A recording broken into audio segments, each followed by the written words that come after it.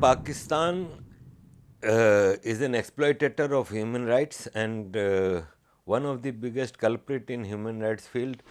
Ethnic and religious minorities in Sindh and Balochistan are special target of Pakistan's terrorist army. Involuntary disappearance, inhuman behavior, torture is common practice in Pakistan. Well, Taliban are creation of Pakistan, and Taliban were created in 1993 by Pakistan Army. Entire world was playing a negative role in Afghanistan, but there was one country which played very positive role in Afghanistan. That was India.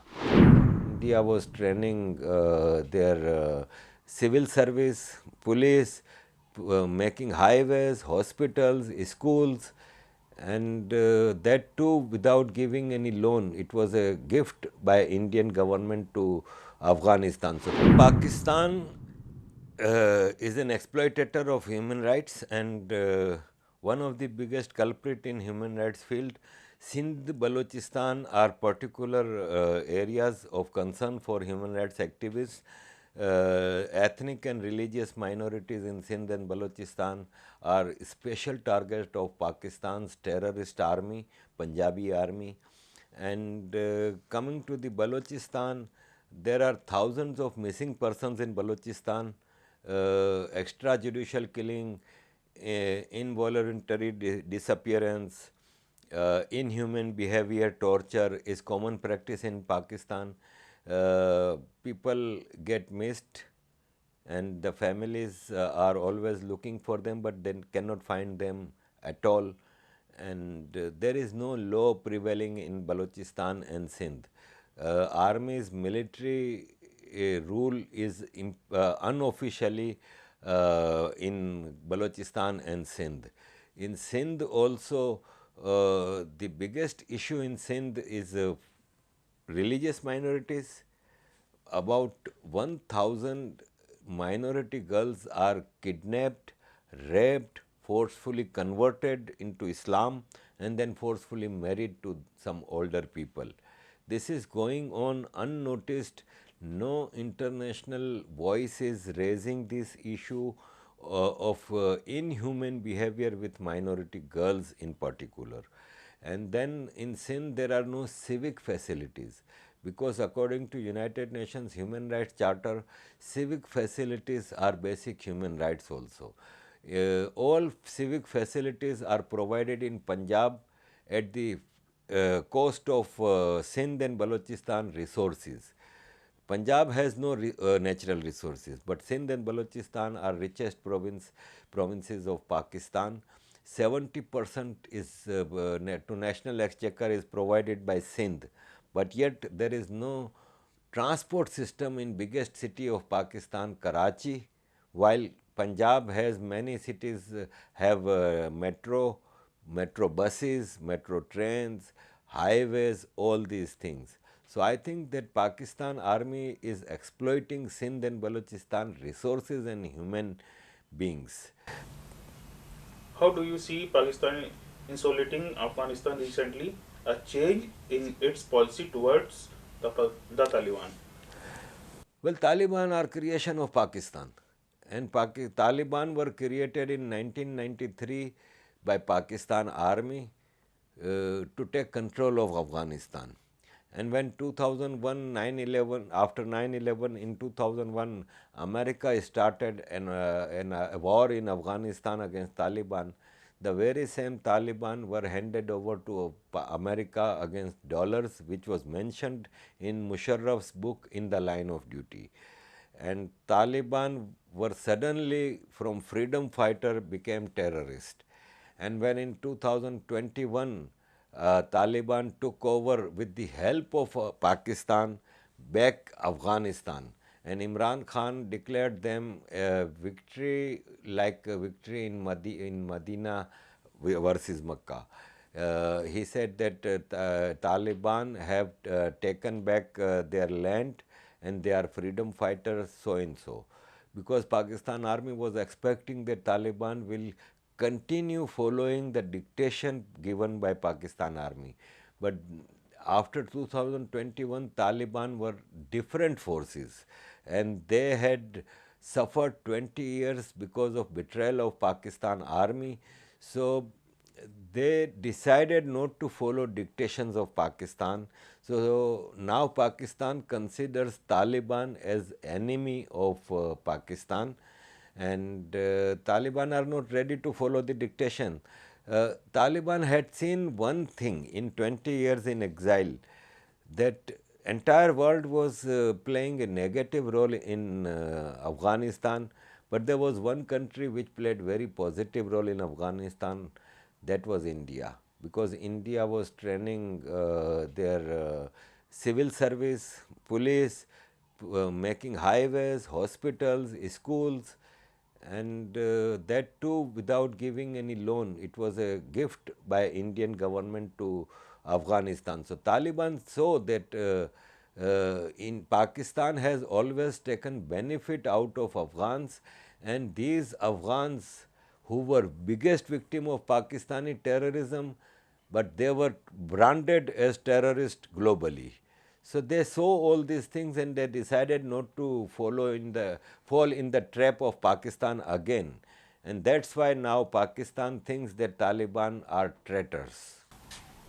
Major attacks are happening in Pakistan recently that the targeting security forces. Your view on this? Pakistan army is taking lion's share from our budget. We civilians of Pakistan are eating half food to preserve this major army. What is their duty? To provide security to Pakistan. They cannot provide security, then whose failure it is? It is Pakistan army's failure. Who is terrorist? They are calling some terrorist groups like TTP, all these. Who are these? They are created by Pakistan army. So their own created terrorists are attacking Pakistan. Now, for example, the last week terrorist attack in the Dera Ismail Khan, where 25 Pakistan army personnel were killed. From where did they come? They were within Pakistan. Pakistan is trying to portray that these are Afghans. They are not Afghans. They are Pakistani Pashtuns. Tehreek-e-Taliban Pakistan has not a single Afghani.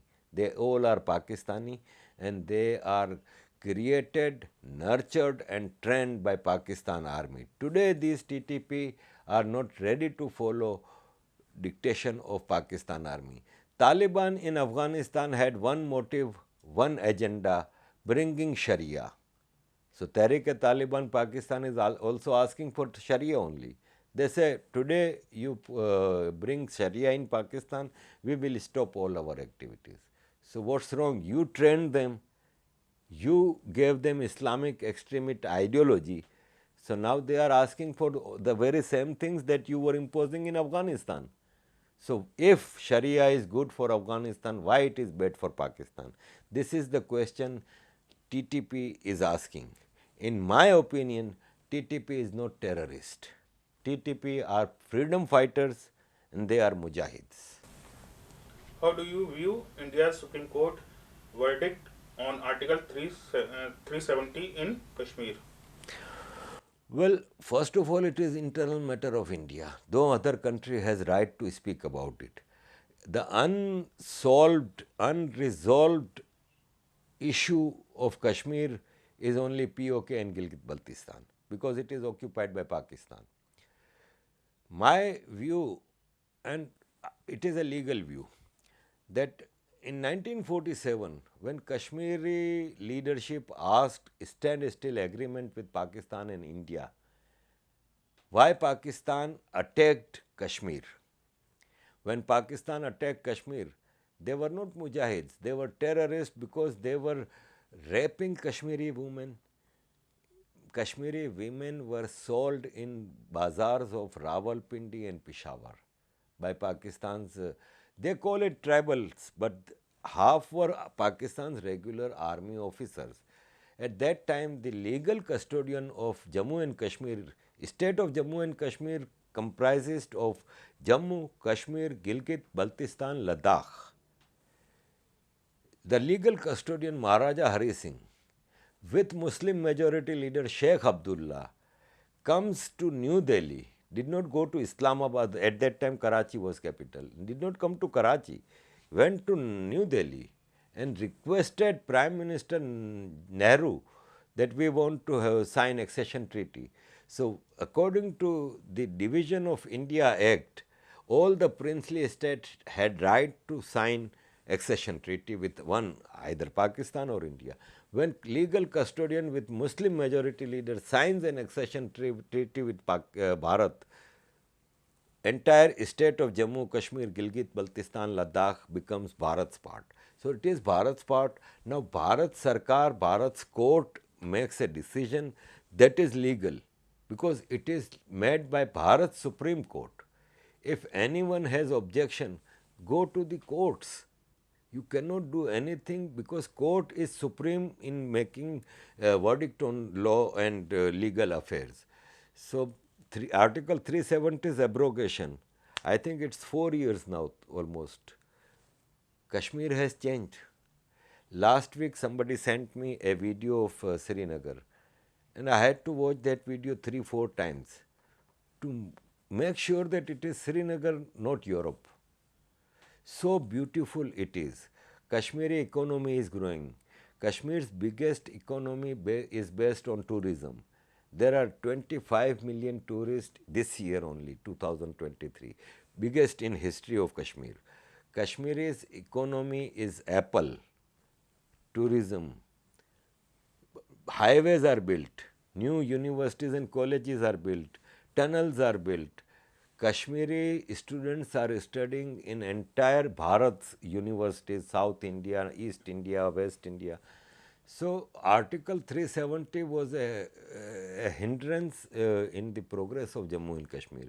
So even Kashmiris know that abrogation of Article 370 is a right step towards the development and progress and prosperity of Jammu and Kashmir.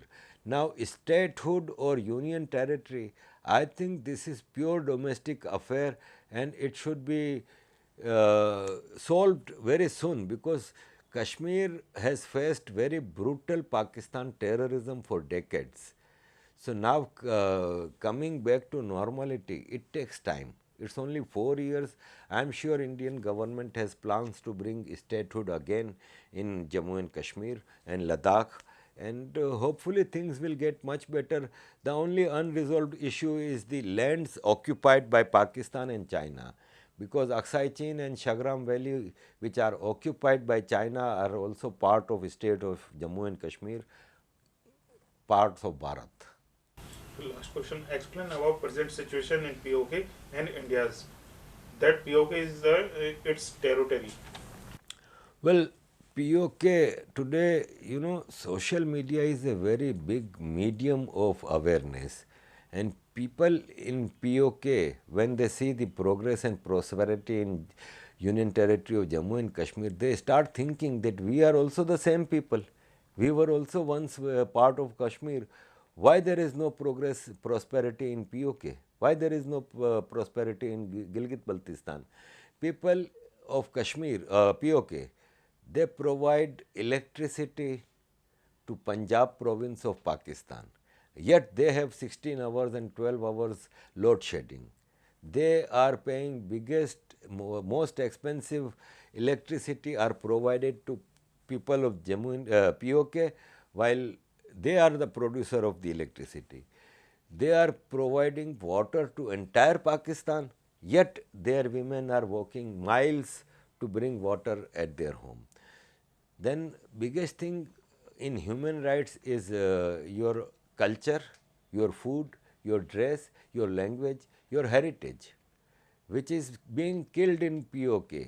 If you go to Srinagar, you will find people wearing Kashmiri dress, eating Kashmiri food, speaking Kashmiri language. If you go Muzaffarabad, you will see 90% people are speaking Punjabi, 90% people are wearing shalwar kameez, not Kashmiri dress, it is a Punjabi dress. So demography has changed. There is no university in POK. There are no colleges, dental colleges, medical colleges. There is no road. When I went to from Islamabad to Muzaffarabad, it was a kacha road. It was not a real road. No highways. There are no jobs.